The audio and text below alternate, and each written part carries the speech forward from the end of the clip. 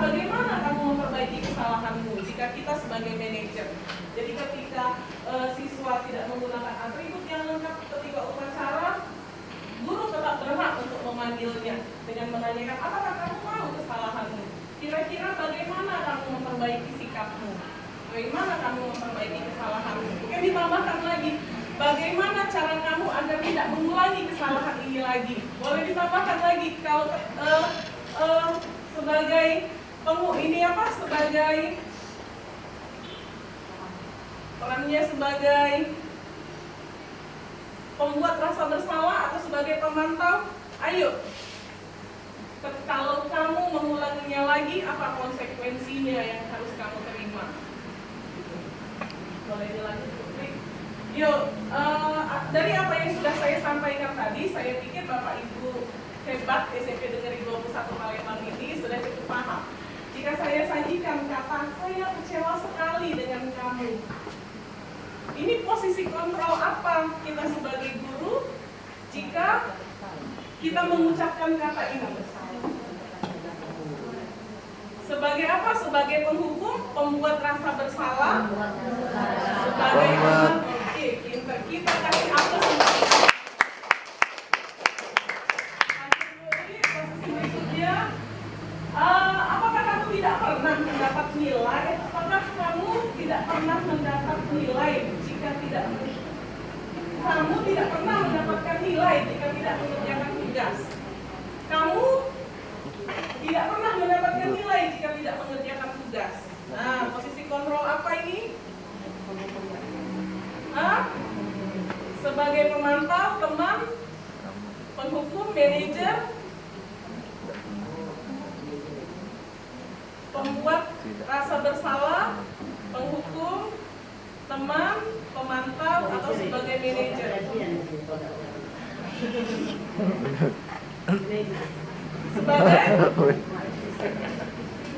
Sebagai manajer, karena kalau dia tidak ngerjain tugas, maka konsekuensinya dia tidak akan mendapatkan nilai. Benar nggak Bapak Ibu? Benar. Setuju. Ini dengan kata ini, kamu tidak pernah mendapatkan nilai jika tidak mengerjakan tugas. Ini kita bertindak sebagai posisi kontrol kita sebagai manajer. Karena apa yang kita berikan itu bukan hukuman, tapi konsekuensi atas apa yang dia lakukan.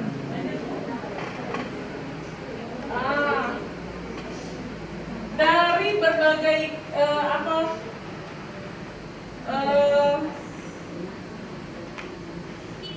posisi kontrol tadi, maka supaya kita membuat kelas kita menjadi lebih nyaman, lebih disiplin, Bapak Ibu saya yakin sudah membuat peraturan kelasnya masing-masing.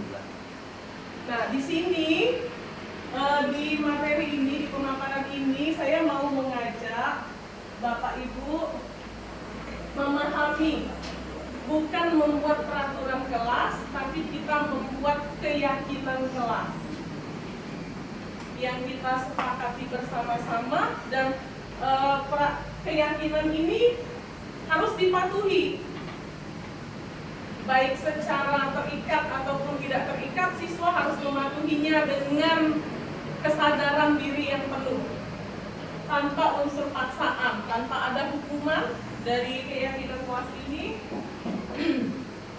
Pertanyaannya, kenapa harus membuat keyakinan kelas, bukan peraturan kelas? Bapak Ibu, kenapa kita harus membuat keyakinan kelas, bukan peraturan kelas? Iya, betul. Kalau peraturan? Iya, betul sekali. Luar biasa. Kita kasih wow. Bisa? Satu, dua, tiga. Berdirinya baik, berdirinya jauh, berdirinya baik. Wow.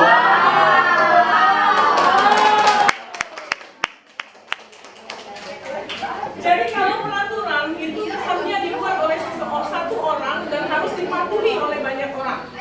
Tapi kalau keyakinan itu dibuat dengan kesepakatan bersama, dan bersedia menjalani dan mematuhinya bersama-sama. Kita lanjut. bagaimana menentukan keyakinan? Saya di sini mau mengajak Bapak Ibu kita beralih dari keyakinan kelas atau peraturan kelas yang kita buat selama ini, kita jadikan menjadi keyakinan sekolah. Apa itu bagaimana menentukan keyakinan kelas? Yang pertama dia bersifat abstrak, kemudian berupa pernyataan universal. Universal itu bisa diterima dalam berbagai tingkatan. Kemudian dibuat dalam pernyataan yang positif. Jadi tidak boleh pakai kata tidak boleh merokok, tidak boleh tidur, tidak boleh kayak dengan bahasa yang seperti itu. Kemudian sedikit saja agar mudah diingat. Kemudian sesuai dengan kondisi kelas dan sekolah sehingga mudah diterapkan. Kemudian semua warga sekolah atau kelas dilibatkan saat membuat keyakinan kelas. Saya mau melibatkan Bapak Ibu semua untuk membuat keyakinan sekolah. Bu Marini sudah membagikan sticky note. Saya mau Bapak Ibu menuliskan satu keyakinan sekolah yang akan kita padukan nanti ke semua dari saran Bapak Ibu itu akan kita jadikan satu untuk menjadi keyakinan sekolah kita. Ayo Bapak Ibu tulis satu.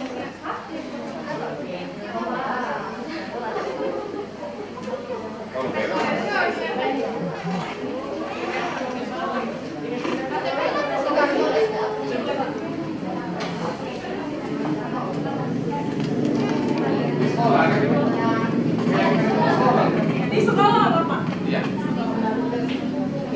Boleh diawali dengan senyum, sapa, salam, sopan, santun, tidak 3S tapi 5S. Tuliskan satu keyakinan sekolah yang Bapak atau Ibu harapkan di sekolah pada kertas sticky note tersebut. Terserah apapun itu Bapak Ibu. Yang Bapak Ibu yakini Satu kalimat Bapak Ibu. Ya, satu kalimat. Dalam bentuk satu kalimat. Terserah apapun itu yang Bapak yakini, yang Bapak Ibu harapkan. Jika sudah, Bapak Ibu boleh tempelkan ke depan Bapak Ibu.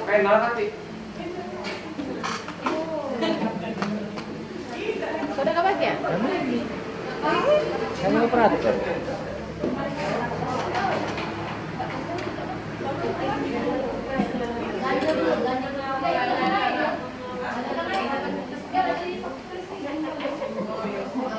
Ya silakan Bu, silakan maju.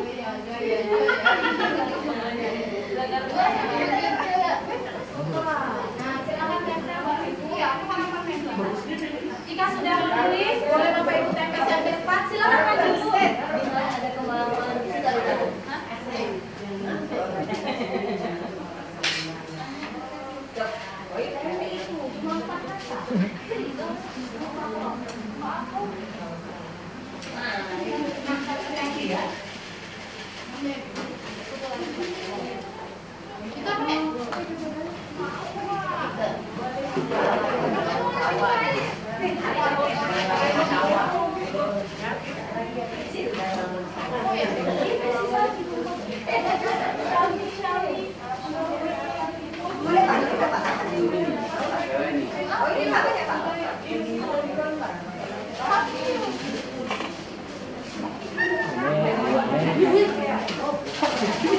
Bagaimana Bapak Ibu sudah semua menuliskan tulisannya? Jika ada yang lebih dari satu tidak apa-apa Bapak. Boleh. Boleh menuliskan lebih dari satu.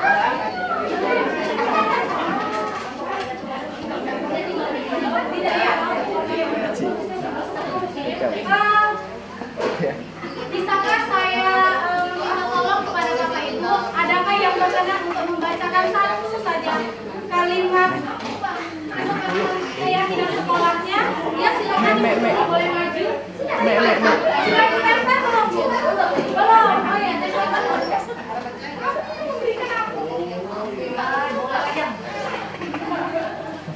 Kamu tengok kita gitu. Itu. Mana pena tadi? Ya, silakan Ibu boleh dibaca dulu. Kami fotografer. Yang sini dulu. Mau baca sendiri tahu Tapi kan? harus yang sangat pria untuk silakan.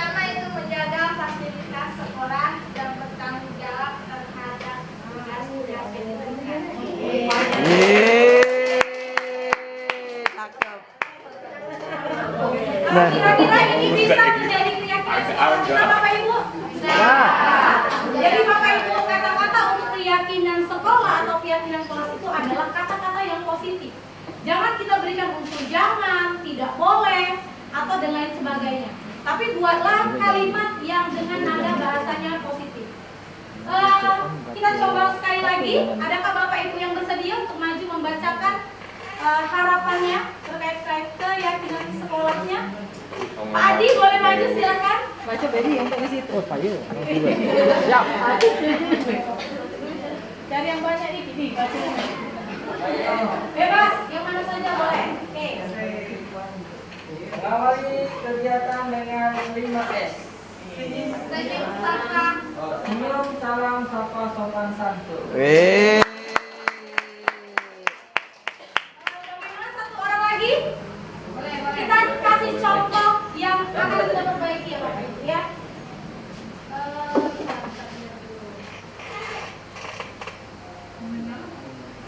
Itu datangnya tuh sudah benar selesai.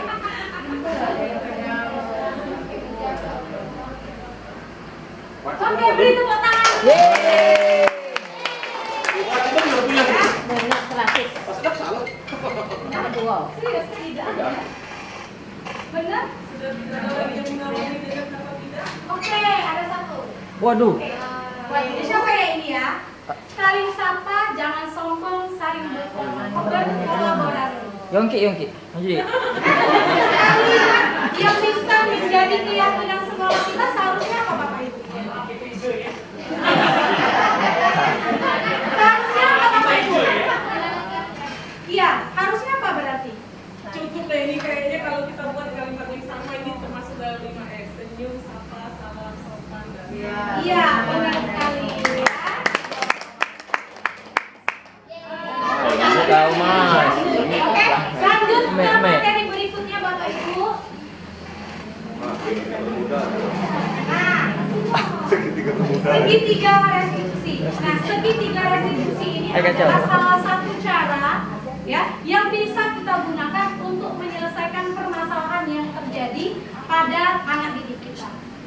Bagaimana tahapannya? Tahapannya itu ada 3 Bapak Ibu. Pertama, menstabilkan identitasnya. Yang kedua, memvalidasi tindakan yang salah. Dan ketiga, kita menanyakan keyakinan kelas yang telah diyakini oleh anak tersebut. Jadi, balik-balik ke paradigma yang lama, kita menggunakan paradigma baru, yaitu dengan menyelesaikan masalah menggunakan segitiga restitusi. Apa itu? Suatu proses dialog yang dijalankan oleh guru agar dapat menghasilkan murid yang mandiri dan bertanggung jawab. Jadi kita tidak boleh menjadi seorang pembuat memiliki posisi kontrol pembuat merasa bersalah bagi murid, tidak boleh menjadi teman bagi murid, tidak boleh menjadi pemantau bagi murid, tetapi kita menjadi manajer bagi murid dengan kita menyelesaikan masalahnya itu menggunakan segitiga restitusi. Lanjut berapa? Nah, tahap pertama dari segitiga restitusi adalah kita menstabilkan identitasnya. Berdasarkan prinsip ini, membuat kesalahan adalah bagian dari proses pembelajaran. Jadi bagaimana cara kita menstabilkan identitas anak tersebut ketika anak tersebut melakukan kesalahan? Apa kalimat yang bisa kita ucapkan? Pertama seperti ini, berbuat salah itu wajar. Ya, jadi kita stabilkan dulu keadaannya, jangan langsung kita judge. Kalau pulau lah ibu omong nih, selalu nian kau nih. Nah, itu yang salah. Yang benarnya adalah kita stabilkan dulu, kita kuatkan lagi dulu dia. Jangan kita langsung mengejat anak tersebut. Kemudian apalagi kalimatnya, tidak ada manusia yang sempurna.